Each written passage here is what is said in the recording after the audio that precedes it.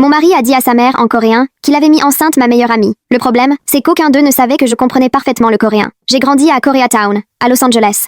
Mes voisins étaient coréens. La femme qui me gardait quand j'étais enfant était coréenne. À 12 ans, je parlais déjà la langue avec une aisance qui surprenait même certains natifs. Mais quand j'ai épousé Lucas Bennett il y a 3 ans, je ne l'ai jamais mentionné. Ce n'était pas un secret volontaire. La conversation n'était simplement jamais venue sur le sujet. Et avec le temps, ça a fini par devenir une information qui ne semblait plus utile à partager. La première fois que j'ai rencontré sa mère, Madame Kim, elle a fait quelques remarques en coréen sur ma cuisine américaine. Elle pensait que je ne comprenais rien.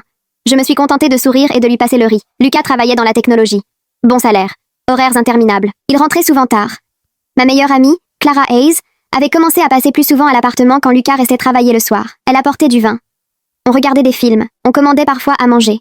Des choses normales entre amis. Puis ses parents sont venus de Chicago pour Thanksgiving. Ce soir-là, je faisais la vaisselle dans la cuisine pendant que les autres discutaient dans le salon. Et c'est là que j'ai entendu la conversation. La voix de sa mère, en coréen.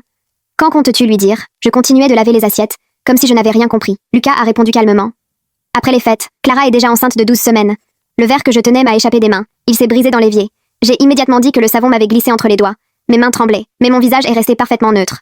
Dans le salon, sa mère a continué. C'est un désastre. Elle a l'air d'être une bonne fille. Lucas a répondu. Elle l'est. C'est pour ça que je dois faire ça avec précaution. Je ne veux pas qu'elle parte avec tout. Je suis restée devant l'évier quelques secondes de plus. L'eau continuait de couler. Puis j'ai terminé la vaisselle. Je suis retournée dans le salon. Et j'ai passé le reste de la soirée comme si je n'avais rien entendu. Cette nuit-là, Lucas s'est endormi presque immédiatement, comme d'habitude. Il avait cette capacité à poser la tête sur l'oreiller et disparaître du monde en quelques minutes. Moi, je suis restée éveillée. Allongée à côté de lui, les yeux ouverts dans le noir. J'écoutais sa respiration. 1, 2, 3, calme. Régulière. Je me demandais comment quelqu'un pouvait dormir aussi tranquillement en sachant ce qu'il faisait. Puis je me suis levée doucement.